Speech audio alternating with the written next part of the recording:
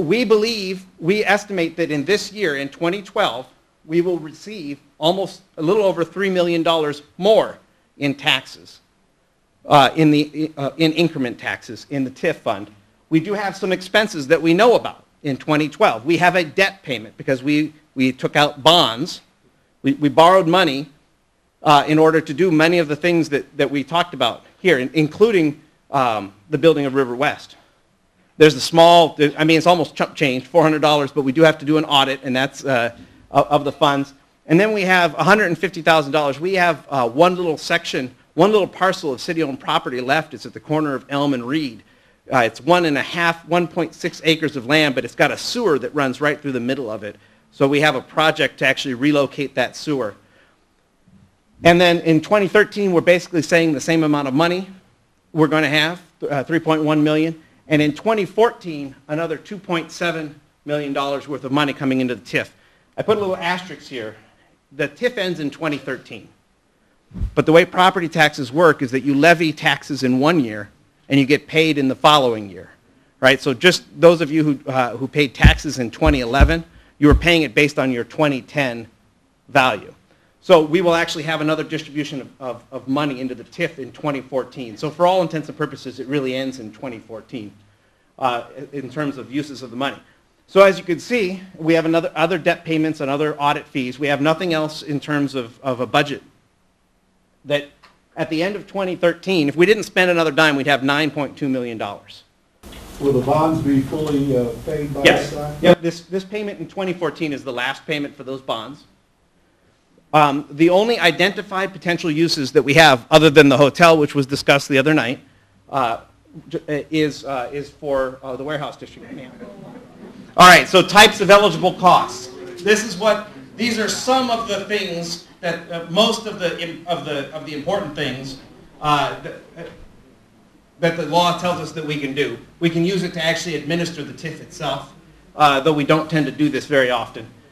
We can use it for property acquisition and relocation of businesses and residences, which is a lot of what that money was used for initially.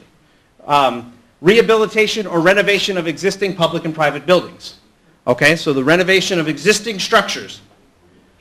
Construction of public works or improvements, so streets, sidewalks, street lights, alleys, utilities. Job training and child care programs associated with project area businesses. That one's a little bit more complicated, but that's an eligible cost. The marketing of site.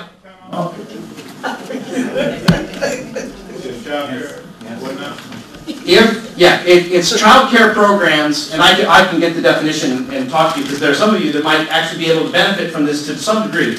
It is child care programs for people who live in the TIF, who work in the TIF. That's the way the law is written. That's how y'all do it.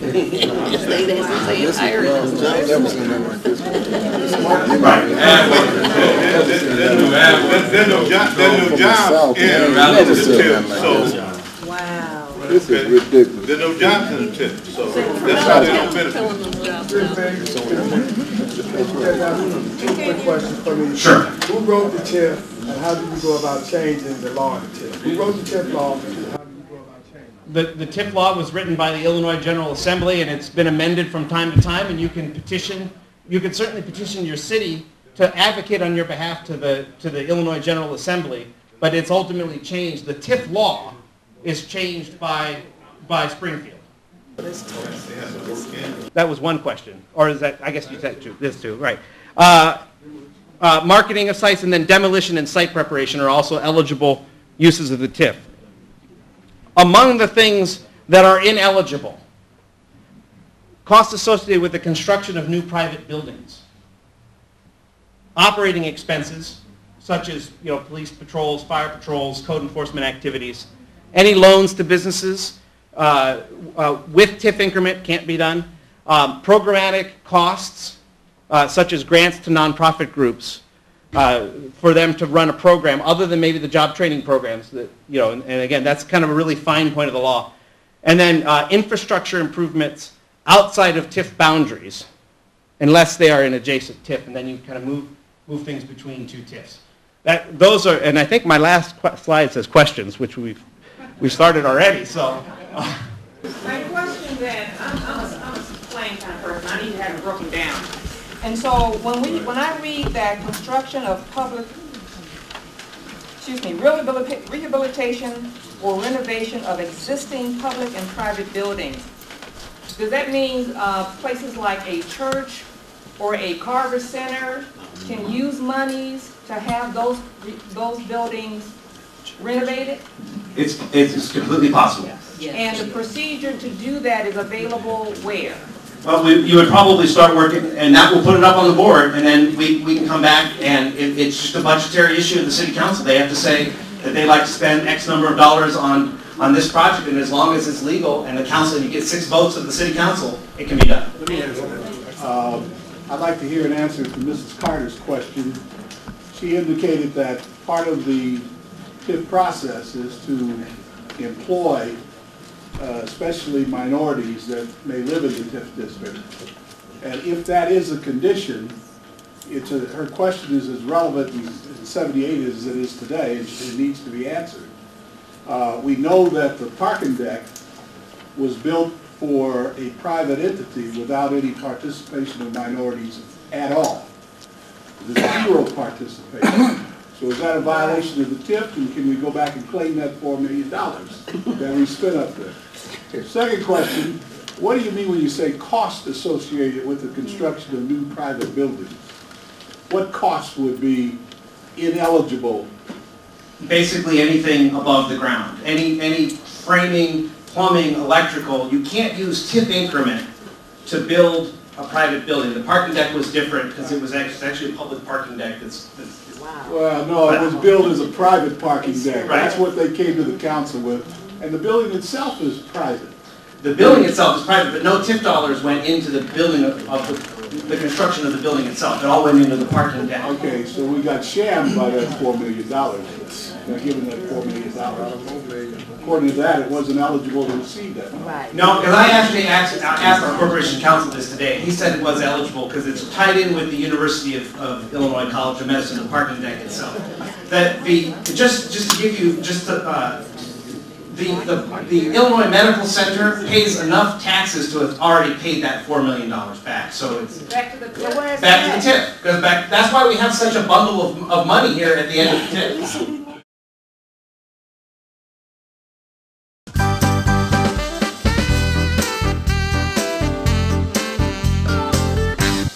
Captions News on the Go. We're with our friend Erica Barrett, who is the president of the African American Hall of Fame Museum, to tell us about a special event.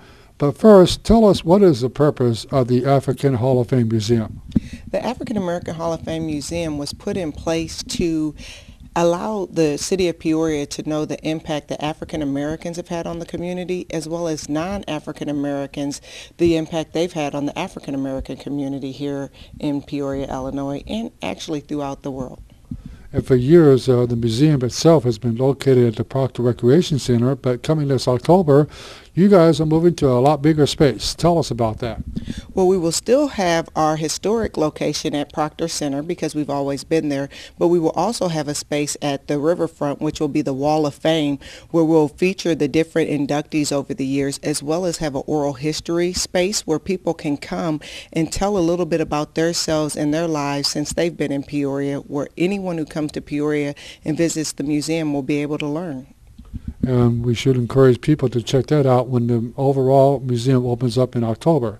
Now, you have the Red, Black, and Green Ball coming up this year. Tell us about that. This year we will be inducting 5 new members to the Hall of Fame, and it is going to be on Friday, February 17th at the Paradise Hotel in East Peoria. We will have Doug Oberhelman will be our keynote speaker, and we're talking about making history now, which is what the Riverfront Museum is doing and what all our inductees have been doing along the way. So we're really excited about that. And tell us how much the tickets are, and if somebody wants a ticket, and also what time it starts. It starts at 6 o'clock for cocktails, and the dinner is at 7 o'clock. The tickets are $50 in advance, $60 at the door. You can either call me. My number is 573-8418, or you can call Rosemary McCullough, who is the historian, and her phone is 360-0990. You can also reach us through our email, which is aahfmpeoria@yahoo.com.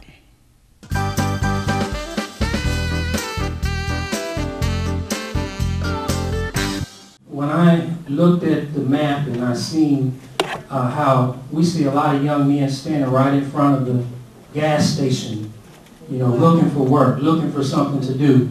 A lot of them are creative by just selling incense, some of them trying to sell CDs and so forth, and they're very creative, but they just haven't found a way to earn a livable wage. What's your project, my brother? And so my suggestion is for us to gather all of the minority contractors who have a contracting company. A lot of the minority contractors have labor-approved apprenticeship programs so that we can, for one, hire our own individuals who need help and support. I'm not trying to say that we would just hire only minorities, but we definitely will hire some of them. And also look to see how we could build capacity for minority companies. So Clyde asked me to come speak, so I thought I could have a few. Well, that's fine. Well, I just want you to consider that there's a lot of minority companies that's located right in the TIF, even with Carver Center. It's okay to have these guys learn how to play basketball and all that kind of stuff, but at the end of the day, they're going to need a job. And so we want to try to, well, I didn't say that, but I'm just saying in general, we need to think creative. Just hear what I'm saying. We need to think creative to see how we can put these young men to work. I'm not trying to down-conversate. I would love to meet with you to see how we can work together. Thank you. My project is with the Spring Grove subdivision. We have lights within the subdivision that are not functioning. Out of 10 lights, we have 3 that do not function. And I don't know whether it's a light bulb issue or a wiring issue, but they have not functioned for quite a while, and we have lots of children. So the lights that are on the outside, we'd like to look like those lights, the new lighting system. And in addition to that, going back to Carver Center, I'm really confused about the child care and the job training and why the people have to work on the south side when there are no jobs on the south side. And if you have to be outside of the south side to earn your living and you don't have child care, then you stay at home. So I would talk to Jahan and see if I could get Jahan in here. We can set up something with Jahan and see what we can do about changing that, because that's not right. Moving to this country from Jamaica and being in a new country in a sense and seeing how many changes and challenges are there, as a person that was never mentored, I look at the importance. I'd like to see programs where we can take our young men, preferably our young African-American men, and have the older men mentor them. I made a lot of mistakes because I didn't have someone to guide me.